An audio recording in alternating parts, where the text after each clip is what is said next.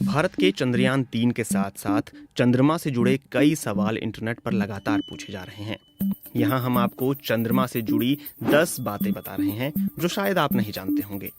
चांद गोल नहीं है।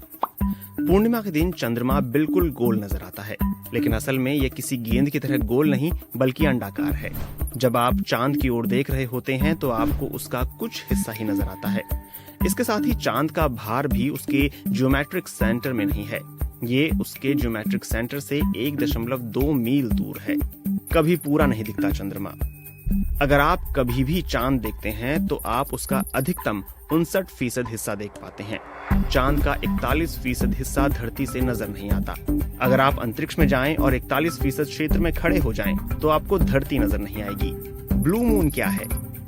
माना जाता है कि चंद्रमा से जुड़ा ब्लू मून शब्द साल 1883 में इंडोनेशियाई द्वीप क्राकातोवा में हुए ज्वालामुखी विस्फोट की वजह से इस्तेमाल में आया। इसे पृथ्वी के इतिहास के सबसे भीषण ज्वालामुखी विस्फोटों में गिना जाता है। इस विस्फोट के बाद वायुमंडल में इतनी राख फैल गई कि राख भरी रातों में चांद नीला नजर आया। इसके बाद ही ब्लू मून टर्म की शुरुआत हुई। चांद पर सीक्रेट प्रोजेक्ट। एक दौर ऐसा था जब अमेरिका चांद पर परमाणु हथियारों के इस्तेमाल पर गंभीरता से विचार कर रहा था। इसका मकसद सोवियत संघ को अमेरिकी सैन्य शक्ति से अवगत कराना था ताकि उसे दबाव में लाया जा सके। इस गुप्त परियोजना का नाम a study of lunar research flights और प्रोजेक्ट A119 था। चांद पर गहरे गड्ढे कैसे बने? चीन में कुछ लोगों के बीच एक धारणा प्रचलित थी कि चांद पर एक मेंढक रहता है जो चांद के गड्ढों में बैठता है, लेकिन असल में चांद पर मौजूद इम्पैक्ट क्रेटर यानी गहरे गड्ढे अब से 4 अरब साल पहले आकाशीय पिंडों यानी सेलेस्टियल बॉडीज की टक्कर से बने हैं। पृथ्वी की रफ्तार धीमी कर रहा है चांद। जब चंद्रमा पृथ्वी के सबसे करीब होता है तो इसे पेरिग्री कहते हैं। इस दौरान ज्वार भाटा का स्तर सामान्य से काफी बढ़ जाता है।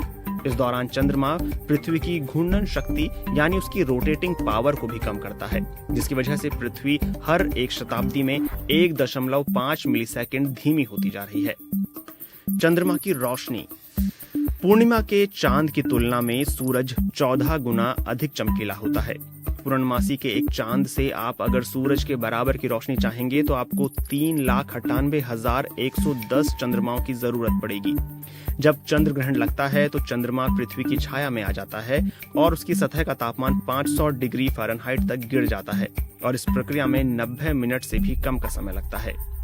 लियोनार्डो दा विंसी ने पता लगाया था। कभी कभी चांद एक छल्ले की तरह लगने लगता है। इसे हम अर्धचंद्र या फिर बाल चंद्र भी कहते हैं। चांद का बाकी हिस्सा बहुत कम दिखाई देता है। ज्ञात इतिहास में लियोनार्डो दा विंसी पहले ऐसे शख्स थे जिन्होंने ये पता लगाया था कि चंद्रमा सिकुड़ या फैल नहीं रहा, बल्कि उसका कुछ हिस्सा केवल हमारी निगाहों से ओझल हो जाता है। चांद के क्रेटर का नाम कौन तय करता है? इंटरनेशनल एस्ट्रोनॉमिकल यूनियन न केवल चंद्रमा के गड्ढों बल्कि किसी भी अन्य खगोलीय चीज का नामकरण करता है। चांद के क्रेटर्स के नाम जाने माने वैज्ञानिकों, कलाकारों या एक्सप्लोरर्स के नाम पर रखे जाते हैं। चांद का रहस्यमयी दक्षिणी ध्रुव। चांद का दक्षिणी ध्रुव यानी साउथ पोल का इलाका अभी भी काफी रहस्यमयी माना जाता है।